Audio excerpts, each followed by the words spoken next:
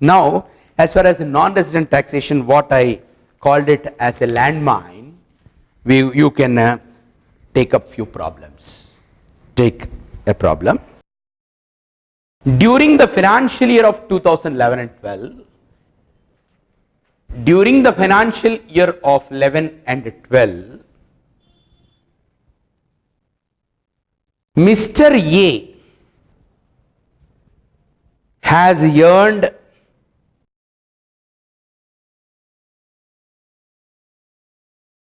$1,90,000 as commission.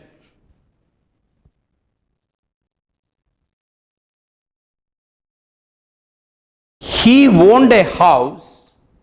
He owned a house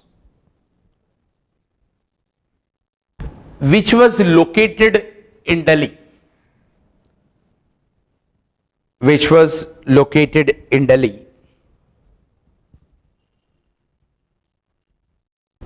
Which was purchased by him on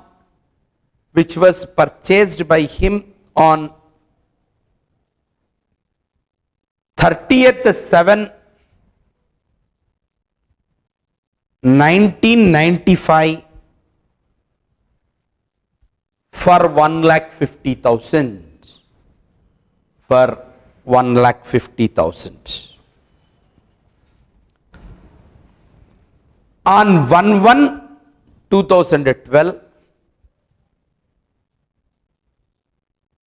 he sold the house to Mr. Nagendra for a consideration of 5 lakhs.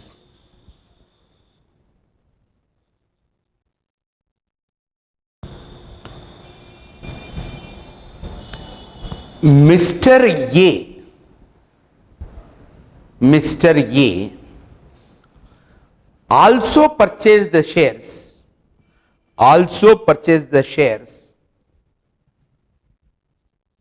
of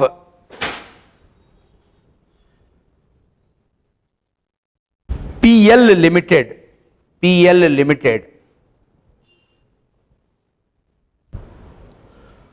through National Stock Exchange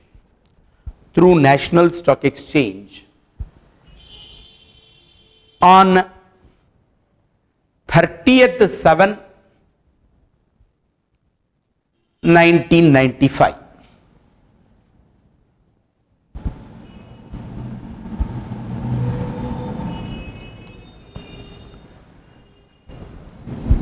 On 1/1/2012, he sold those shares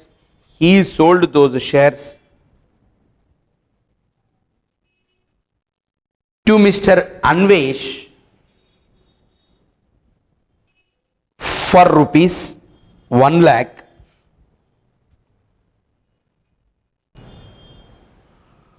brackets off market trade, that means not through recognized stock exchange. Compute the tax liability.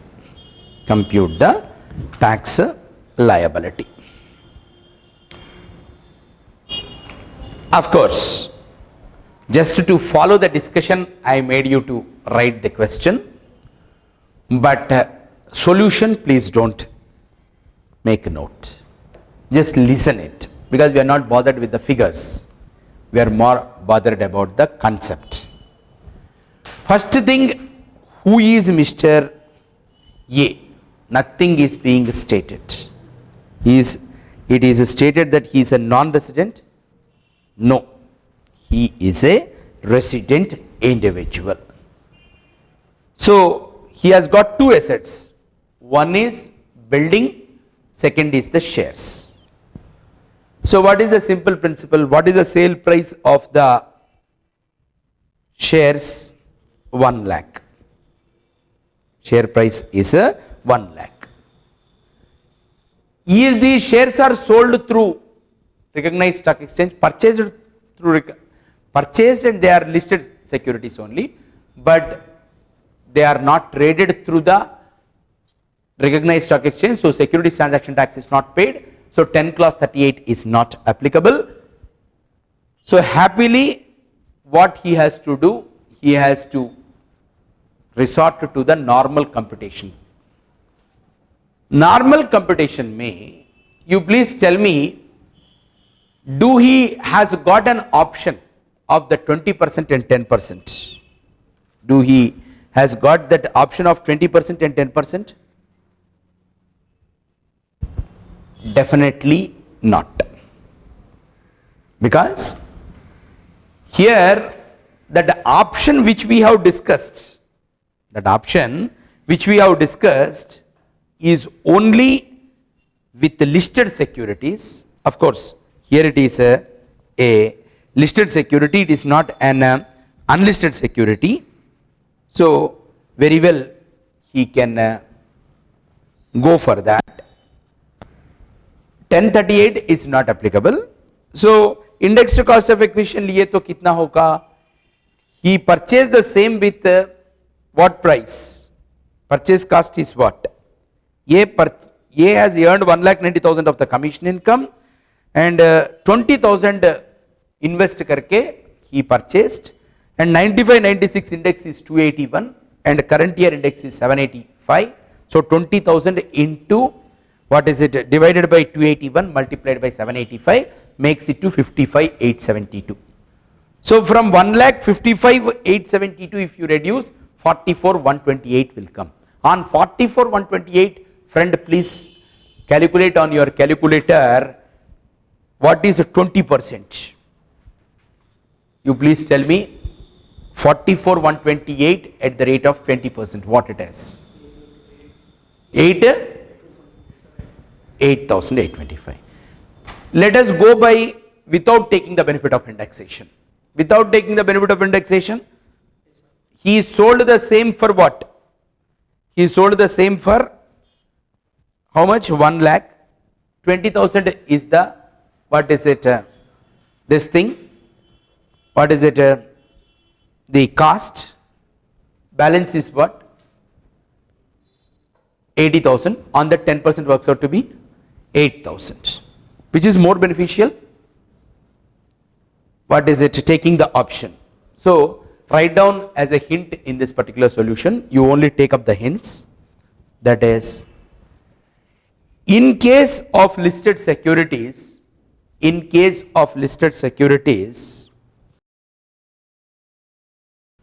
they are not subjected to the securities transaction tax,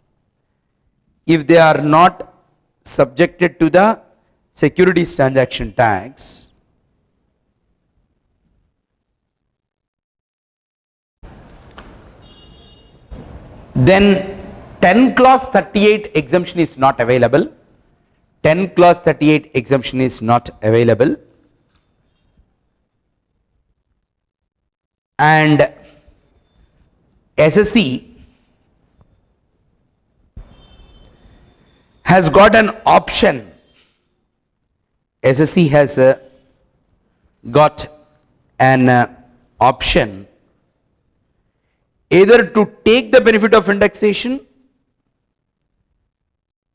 and pay the tax at the rate of 20%, or without taking the benefit of indexation,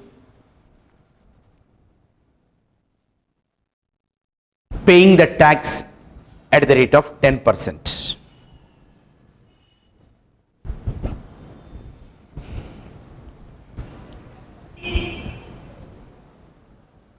In the given problem,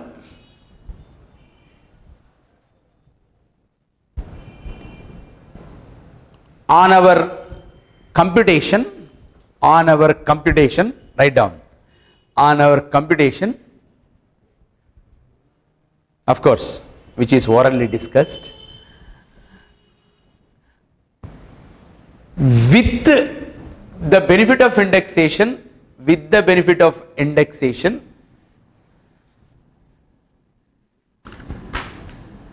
tax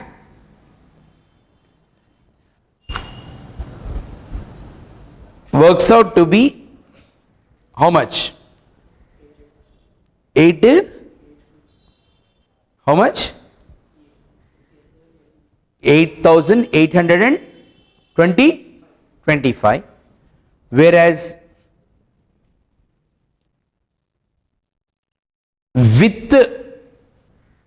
without indexation it is 8,000.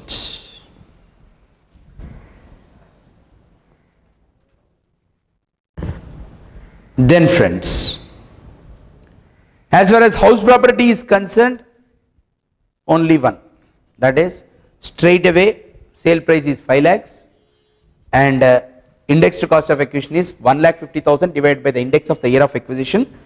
Index of the year of acquisition happens to be 281 and index of the your year of sale is current year is 785. So that and all worked out to 4,19,039. So the balance is coming to 80,961. Since you are all final students and appearing to the exam with lot of seriousness, I don't want to waste your time by detailed writing of the solutions. Solutions are well available and on the request of the students, I can tell from where, these problems are picked up. These problems are either picked up from the study material or the suggested answers issued by the ICI or from standard textbooks. So I am not saying that you take my material, the learned resource persons wrote their books, kindly take up any book is okay.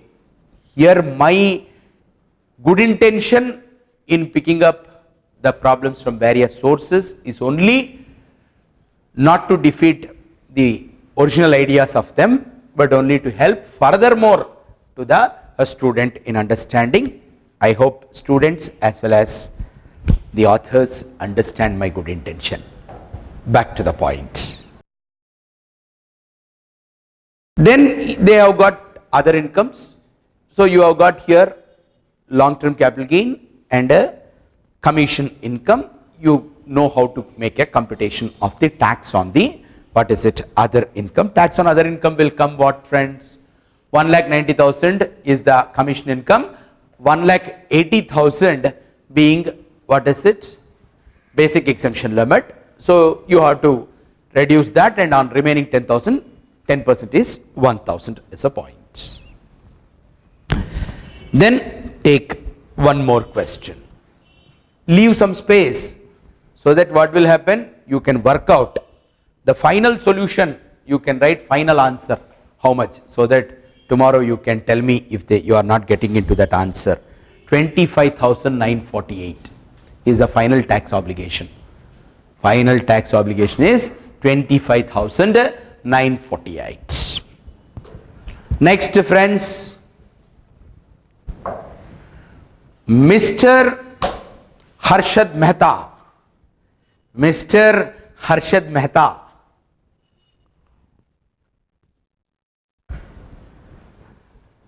purchased preference shares of a listed company on 30th/6/2004. On 30th/6/2004 for rupees 20,000. For rupees 20,000. These shares were sold. These shares were sold on 30th/1/2012. 30th/1/2012.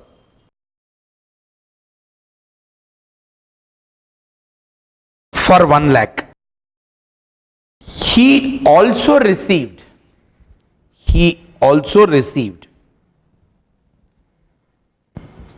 pension on account of his deceased mother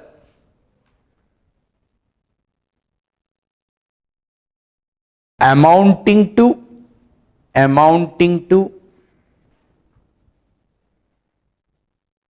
1,90,000 during the year.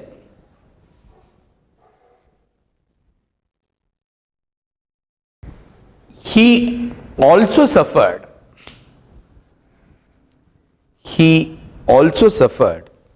long-term capital loss of rupees 45,000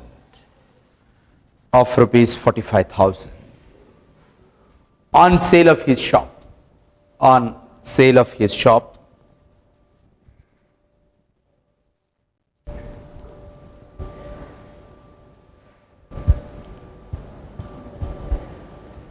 He sold his shop on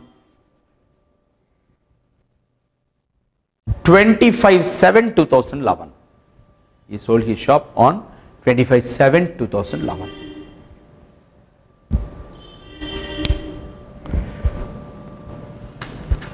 Friends, here what the point that as a student you should clearly understand.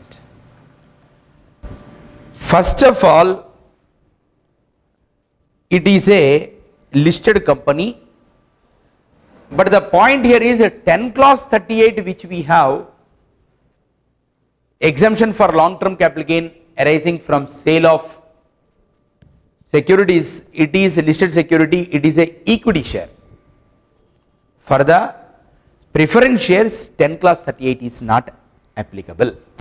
यहाँ पे solution है, इसीलिए I am saying जब आप exam में बैठते वो वक्त this will squeeze your juice in the brain, right? So these type of points you have to jot down at one place. That's where success comes. Tax paper में कम marks क्यों आता? क्योंकि there are certain landmines like this, and we will be only knowing after passing from the landmine that bomb blast happened.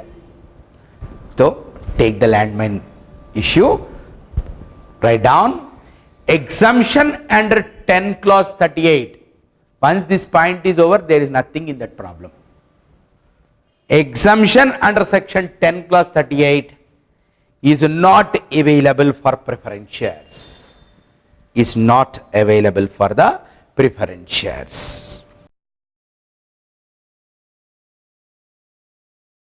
Then friends, normal way you have to calculate. In the normal way you have to calculate. So sale price is what? 1 lakh. Purchase cost is what? 20,000. Divide with the index of the year of acquisition 480, multiply with the index of the year of sale 785. Thereby you get 32,708 as indexed cost of acquisition, and that you reduce from the resultant capital gain, you reduce the capital loss which he has got. Against the long term capital gain, you can very well set off against the long term capital loss is a point. There is no problem. So the remaining long term capital gain on which you have to pay the tax is 22,292. Of course, as a part of hints, you take the hint, that is index of 2004 and 5 is 480. Finally, long term capital gain is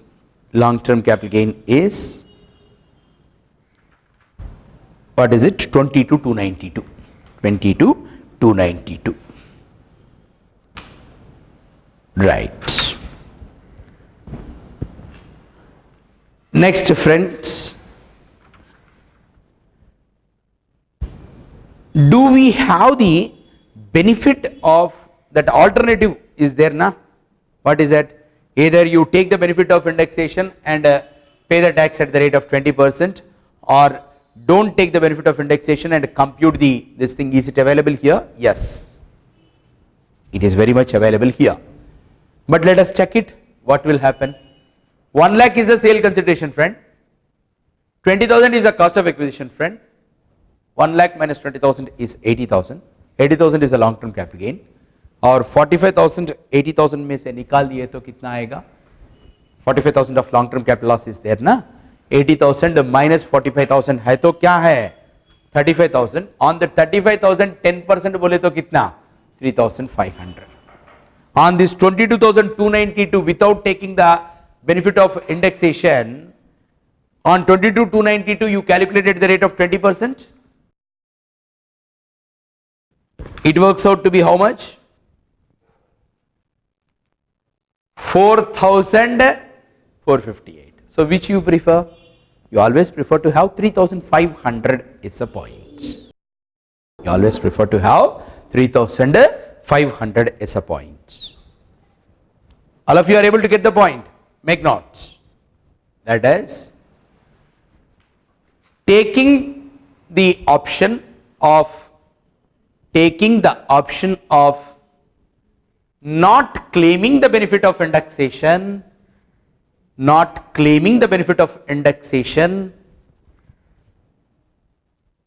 and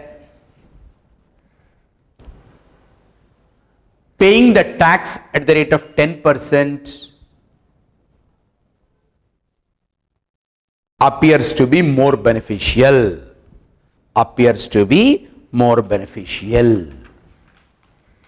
Then of course friends, he received a pension income. So that pension income is 190 and up to 180 there is no tax, and 190 minus 180 it is what is it? 1,000. 10,000 on the 10% is 1,000 is a point. Of course, I am not bringing it to much more complex issue. Of course, the student sitting here is already putting a face asking me, sir, family pension hai na wo? Is it a family pension? He received this pension from whom? On account of his deceased mother. So, kuch deduction from that pension income is there. This solution is prepared with a assumption and a presumption. After all the deductions, this is the income. Otherwise, the solution we should have, in case it is a family pension income from other sources, we will be having some deduction. Kitna hai deduction, Krishna Reddy? 15,000 according to his memory. Okay, right, good memory. So, but don't blame here by saying why you are not reducing that. I am not giving you a solution. The assumption is 190 is after taking all the deductions. If your assumption is a different assumption, if it is a then since it being a family pension, you can very well, what is it, take the deduction and write the provision, right? So, elaborately we discussed on this issue. So, now the point here is, what we decided in this particular question, to sum up, that is, this being a preference share of a listed company, 10 clause 38 is not applicable. So, I have to calculate by taking 112, that too also proviso to section 112 is applicable. What proviso to section 112 says? That is, take the benefit of indexation and pay the tax of 20%, or without taking the benefit of indexation, offer the tax at the rate of 10%. So, in this problem it appears to us, without taking the benefit of indexation, if we compute the capital gain, then tax obligation is coming down after setting off of the long term capital loss. Now, one more issue, just make note of this question also, that is, Mr. Y purchased shares from Indian Bank,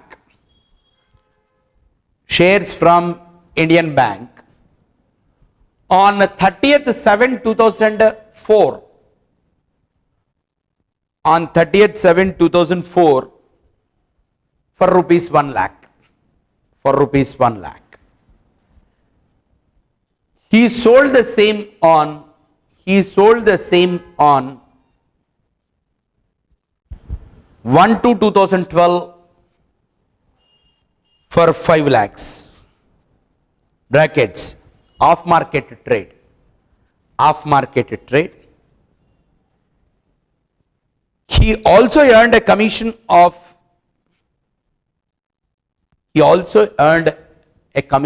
of rupees 80,000. Compute the tax liability. Right, friends. First, in this also, again the discussion is what? Only on the point of, this is, what is it? Shares of a listed only. But it's a off market trade transaction. So, securities transaction tax is not paid. Once securities transaction tax is not paid, 10 clause 38 will not come into play. And then you have to go by 112 proviso. What is that 112 proviso says? Take the benefit of indexation and pay the tax at the rate of 20%, or without taking the benefit of indexation, offer the tax at the rate of 10%.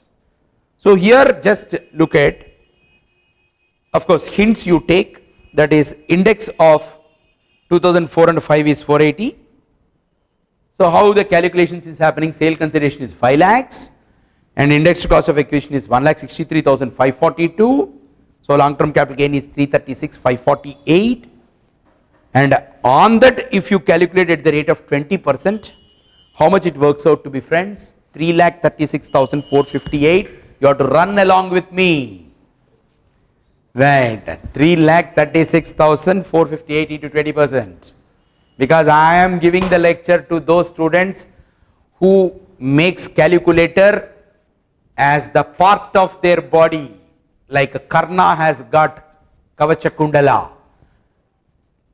CA final student is supposed to have calculator in his hand, and he is going to become a professional who, just like a doctor will have stethoscope, CA student should have calculator. By the time the other person tell the proposal, चकाचक calculator में ऐसा करके तुम्हारा proposal में ये loop hole है, नहीं तो this is the good part of your proposal, like that you are supposed to say, and the industry demands that kind of fastness from the CAs. So for that you please run. How much it works out to be, friend? 67,292. Whereas if you don't take the benefit of indexation, what will happen? If you don't take the benefit of indexation, it works out to be 40,000. Which you prefer to have? Which you prefer to have? Without indexation you prefer. But there is a small this thing here, like what is his other incomes?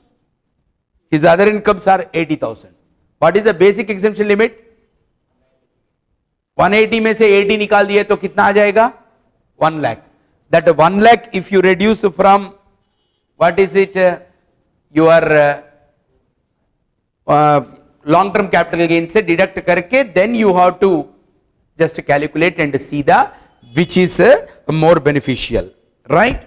So in any case 4 lakhs में से 1 lakh निकाल दिए तो 30,000 आ जाएगा.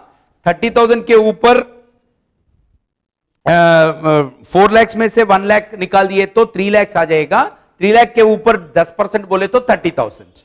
Whereas there 3,36,460 से you have to reduce that 1 lakh. So it works out to be 2,36,460. 2,36,460 into 20% makes it to what, friends? 47,292. So obviously you feel like, what is it, without taking the benefit of indexation only. So answer hints you write long term capital gain, tax on long term capital gain, tax on long term capital gain without the benefit of indexation 30,000, tax on long term capital gain with the benefit of indexation 47 to 92. Leave sufficient space, friends, for this particular, what is it, answer to be developed by you at your end, right? See, teachers can only teach concepts. They can't make anybody to learn the presentations. Presentation, if the teacher is making the student to learn, means either he is fooling himself or the student, because presentation is an art. Art comes out of practice. It can't be taught in a classroom, right? How the solutions are being developed, what pro forma it should have, what way presentation will make your valuer to be happy is your own effort. Our efforts as a teachers is always to explain you the intricate issues and the, what is it, the relevant points. Because if I take up that with, I have got the patience, but I don't think so this e-learning module can afford to, what is it, bear with that 200 hours of lecture. Even at present itself the student says your 140 hours, it is very difficult to listen, okay? But once you want to score that 10 marks of capital gains or 8 marks minimum which is coming in the exam, you have to listen at least that 18 hours of the long-term capital gains, that capital gains topic. Right, friends? Now I quickly do with 2 more provisions and let me have a target of completing it in 15 minutes so that we can take a break. 10 clause 37. Now I am moving to the exemptions part. Exemptions which are specific to this particular topic called as capital gains. 10 clause 37. Of course, the one which you already studied at your PCC level, I am only giving fast discussion on it. 10 clause 37 क्या है दोस्तों? That is urban agricultural land. If it is rural agricultural land, anyhow it's not a capital asset, there is no, what is it, tax. Because for charging, your section 45 says what? There must be a capital asset and it must have undergone the transfer. Since rural agricultural land is not a capital asset, the question of tax does not arise. So what we have is urban agricultural land, and you are making transfer of that urban agricultural land. In which mode? Your 2 clause 47 which discuss about the transfer says what? Says transfer includes compulsory acquisition. So if your urban agricultural land is being compulsorily acquired by the government, then if you are getting any capital gain, such a capital gain will get exempted under 10 clause 37 is the point. So quickly write down the points with in relation to 10 clause 37. That is 10 clause 37, exemption of long-term capital gain. 10 clause 37, exemption of long-term capital gain arising from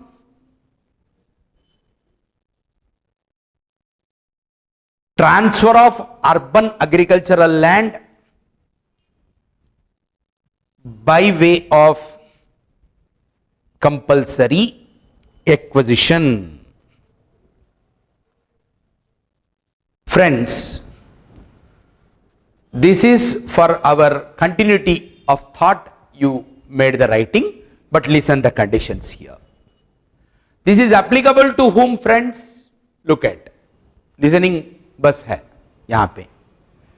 This is applicable to SCs who happens to be individuals or Hindu undivided families, and the SSC transfers the agricultural land which is situated in urban area and such land is held by him as a capital asset and not as a stock in trade, and such agricultural land, urban agricultural land, either must be by him or by his family, must be used as an for agricultural purpose at least 2 years before the date of compulsory acquisition, and such a transfer must take place by way of compulsory acquisition by the central government or by the RBI, and such compensation or consideration for transfer is received by the SSC on or after 1/10/2004.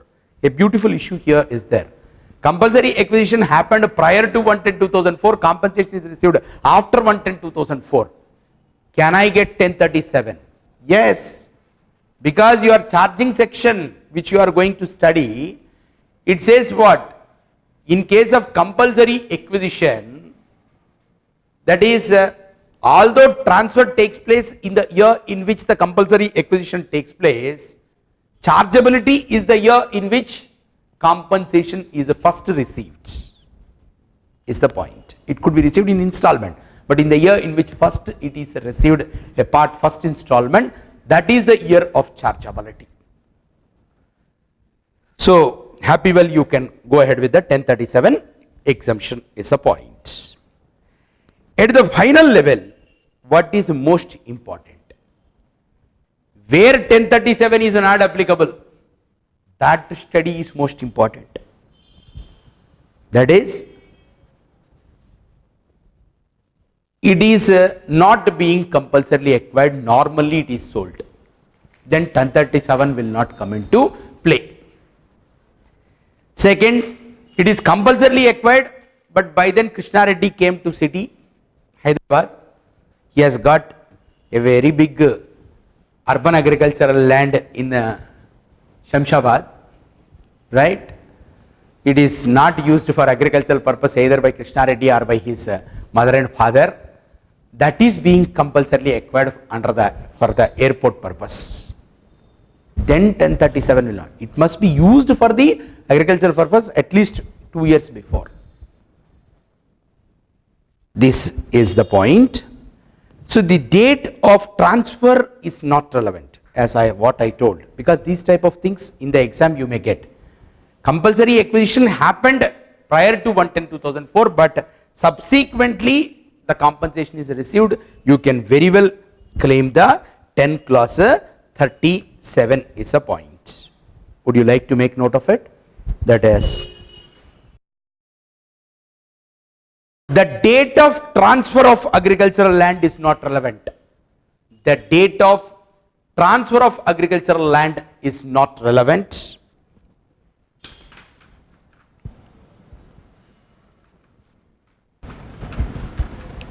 So, if the compensation is received after 1/10/2004, if compensation is received after 1/10/2004,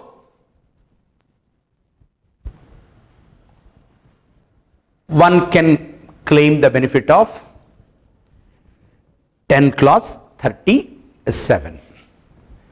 Now I quickly move to the 10 clause 38. What is 10 clause 38, friend? That is, already many times we have discussed, but in detail we want to go ahead with here. That is, what are the conditions? The gain must arise by transfer of a capital asset. What capital asset? Capital asset being equity shares in a company or a unit of a equity oriented fund. Only for these two. One is, what is it? Equity shares in a company or a unit of, what is it? Equity oriented fund, and such a equity share or the unit must be a long term capital asset. Third is, the transaction must be entered on or after 1/10/2004, and securities transaction tax should have been paid. That means it must be traded through listed stock exchange, recognized stock exchange, and securities transaction tax must be paid. Please remember, 10 clause 38 is applicable to all SSCs, whether you are a resident or a non-resident or foreign institutional investor. And most important for 1038 is such share or the unit of the equity oriented fund must be held as an investment and not as a stock in trade. There is a very big discussion on what constitutes investment and what constitutes the stock in trade. I am not getting into such details as a point, keeping in view of what is relevant from your examination point of view that we are taking up more seriously. So, with that we finished off even the exemption portion related to the your capital gains topic. Quickly, in about 5 to 10 minutes, let me finish off your stamp duty valuation program under 50C. Right? Write down just for you to remain wake up and to have a continuity of it. Write down special provisions in case of land and building, of course, popularly called as stamp duty value. Popularly called as a stamp duty value. See, I am not going into line by line because it will take so much of the time to read line by line, because it's something provision which you have already studied. Friends, what is 50C? Why it is being given only for the land and building?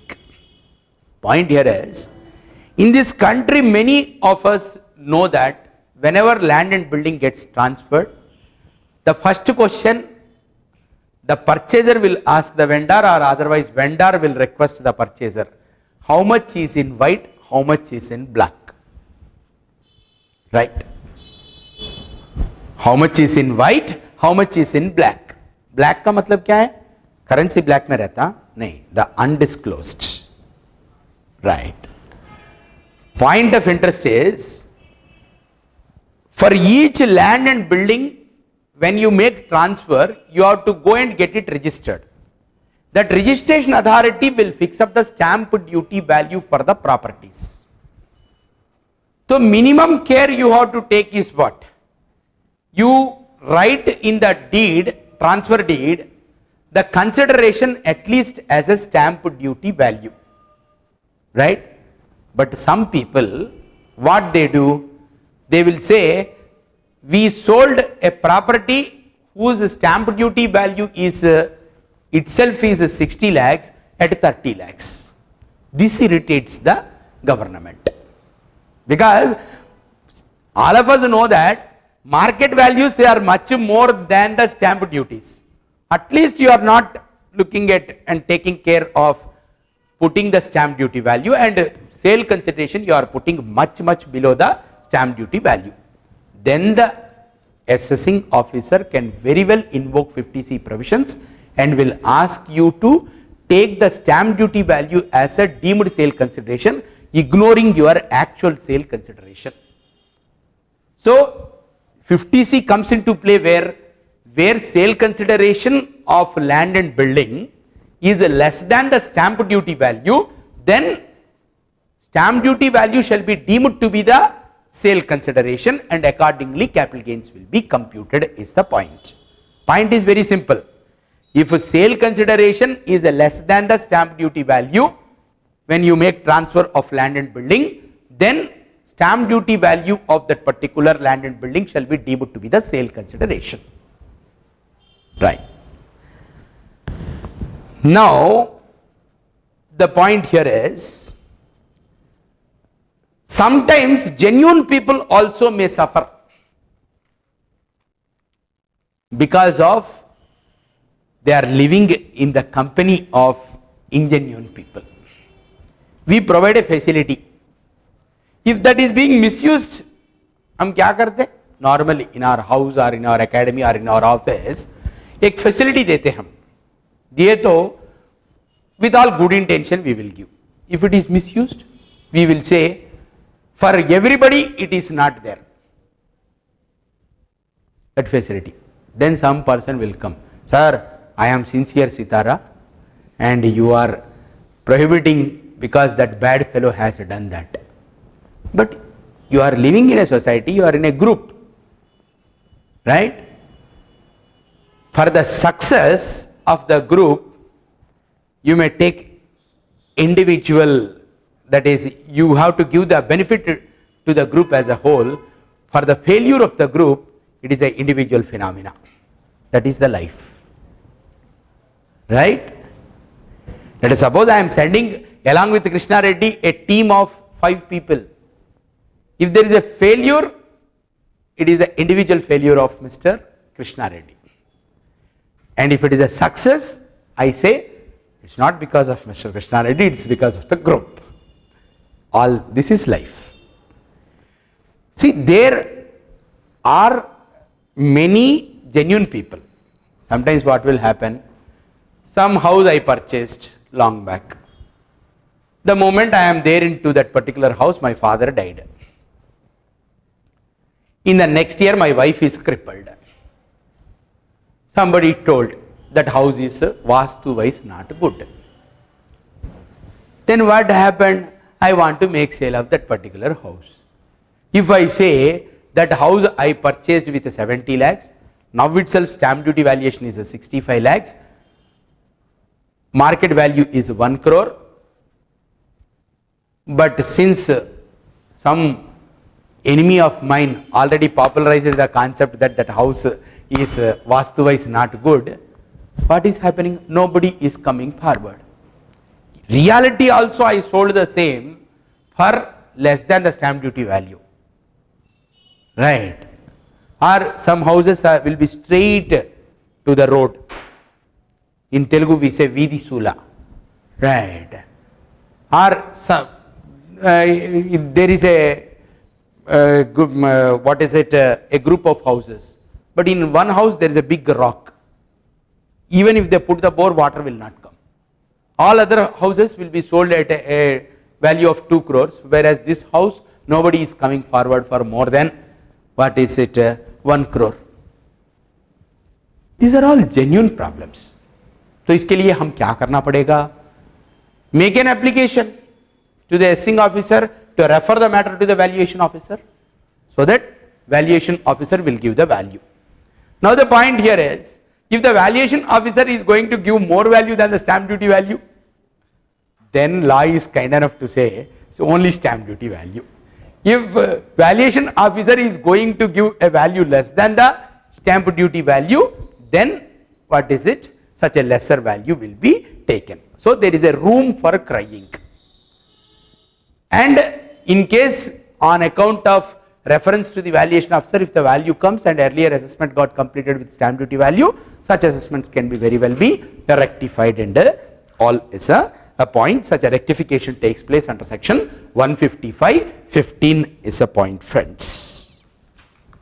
So with that we completed the our stamp duty valuation also. In the session to follow, I will take up section 45(1)(a), 45(2), 45(2)(a), 45(3), 45(4), 45(5). I think all of you are getting into your memory what are these sections. When the asset got destroyed and insurance claim is received, when capital asset is converted into stock in trade, and when capital asset is introduced as a capital contribution into the business, partnership firm, dissolution of the partnership firm, compulsory acquisition, what is the law? We will try to do it in about an hour in the session to follow. Thank you.